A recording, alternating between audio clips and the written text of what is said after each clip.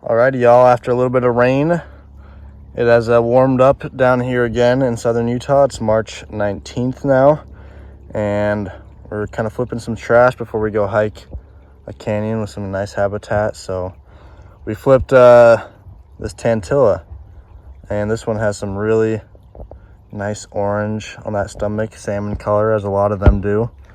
But this is my first one of the year, and actually, I don't know if I flipped one of these guys down here last year for whatever reason. Glad to finally flip another one of these. Flipped by Finn under some carpet. But we're on the board for the day. We're going to see if we can keep that species count going. All right, guys, we have moved to hike in this canyon, and pretty quickly we found this guy. So I'm so glad we moved here. And this is my lifer Mojave patchnose. This is a snake that I've been wanting to see down here really bad for a while. You know, like fairly common. Definitely shouldn't have been too tricky to find, but a lot of the fall herping I did when I was actually here was just night herping. So kind of makes sense I didn't get to see this diurnal snake until now, hiking with Finn.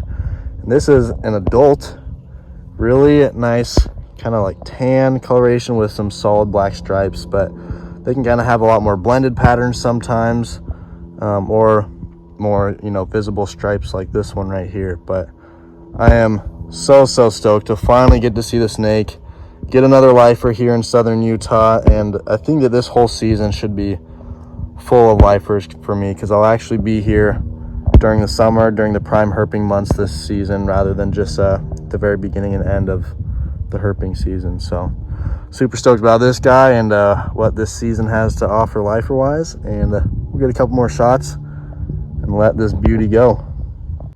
Not too much later, moving amongst these rocks, was this juvenile Chuckwaa. So we actually have seen a couple of these this morning, but as these guys do, they tend to be able to get away really easily, just getting cracks, and they're always faster than they look. And then they went under a not too big of a rock, and Finn was able to flip it while I grabbed it. And we're super excited to get this and a patch nose, kind of my two big goals for early season southern Utah herping. So super excited. This is technically a lifer. I mean, I've seen a whole bunch before, but first one I've ever actually got in hand, and which is super cool. And one of these days I'll have to get a big adult, because they can get a lot bigger than this, which is kind of crazy because this is a big lizard and still is just a juvenile. So one of these days get a big adult, because definitely more of a snake guy, but when it comes to lizards, if it's a big one like this, like they can top a lot of snakes. So happy to see this guy, get some photos, and let him go back underneath his rock ledges. All right, y'all, me and Finn are hiking this hillside here. It's kind of turned more dry, probably not much to flip, and I kind of just walked right over this guy up over here, and then Finn spotted this Mojave Desert Tortoise just sitting underneath this rock, kind of covered in a lot of dirt. It looks like its hole is literally just like right back there, but kind of covered in dirt, so he's blending in pretty well. And one of probably like the third or fourth one that I've actually seen down here, and easily the smallest. As you can see right there, it's about the same size as my hand, maybe a little bit bigger. The rest that I've seen are adults. So cool to see a juvenile here, and especially up on like such a steep slope like this one, because he's just doing a lot of climbing here, I'm sure. But glad Finn spotted this guy, new species for the day, and having a blast.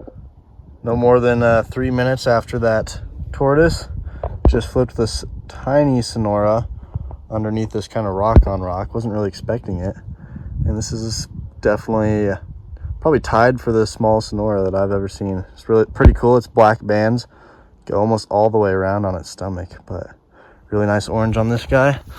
We'll see a lot of these throughout the spring. All right, y'all, it is March 24th here in southern Utah, but we're not in the warm area, so it's 38 degrees right now.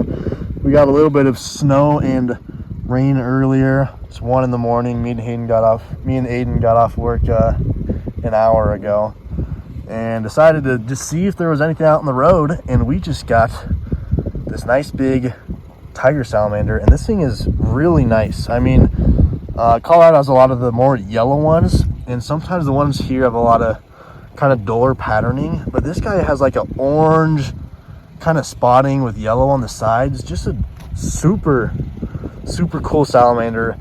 So stoked that, you know, we're getting to cruise stuff on the roads despite it being 38 degrees and freezing and 1 in the morning. But this is such a good sign that the season is going to be underway here soon, and this is our first herp in this area of the year. But super excited. We're going to let him go, but just nice find. Well, definitely planning on just heading back to the apartment pretty quick. Wasn't planning on cruising for too long with how cold it is, but this guy was also in the same little section where we find a lot of these guys. Definitely a lot smaller here, and kind of pretty similar to a lot of the ones that we've seen in the past that are, you know, some of the younger ones. But cool to get another one. We'll definitely get him off the road. It seems like with how cold it is, he's probably slowed down a lot, and wouldn't be surprised if they're regretting being out on the road. So we'll at least move them off, maybe near a hole or something. But all right, y'all, it is mid-April, and me and Aiden are doing a quick outing, and we just stumbled upon these 2 striped whip snakes that were basically just basking together. Didn't really see them because they were under a bush and a rock until we heard them.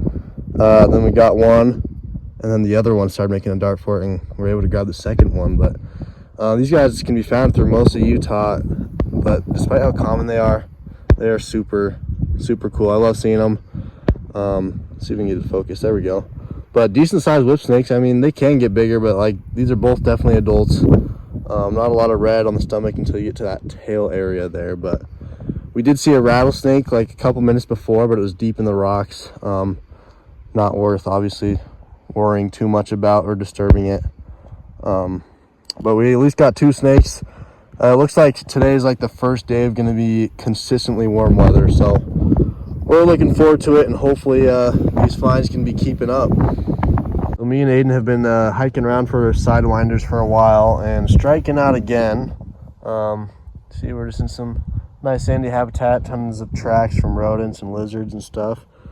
But in that bush right behind this guy, we spotted this desert horned lizard, which is only like our second ever, I believe, at least in southern Utah. And because he's in the dunes area, this orange sand, he has some amazing orange coloration here. It's just, it looks super cool, especially in person. But stomach, some nice kind of black spotting, and just a really cool lizard. I mean, I love any kind of horned lizard, but considering this is only my second desert horned lizard, and the other one was more like purplish gray, and this one is just a orange and white and black. It is really cool, but we'll probably get some in habitat shots, then just let it go back into the bush there.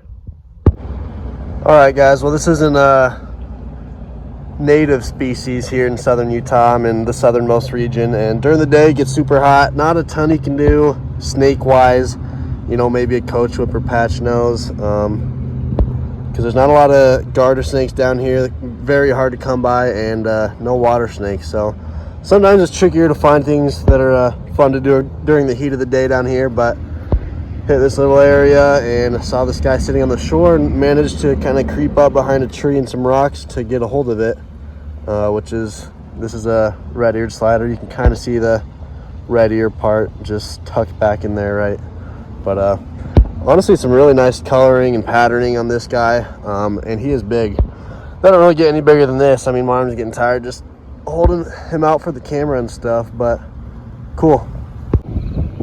All right, y'all, me and Finn have had a fairly slow day of herping, to say the least, but it is now 11:30, and after a couple unfortunate finds, we finally were able to pull this guy, and it is pretty chilly out as far as road cruising snakes goes, so definitely kind of saving the night here. And kind of just shows that, like, you never know.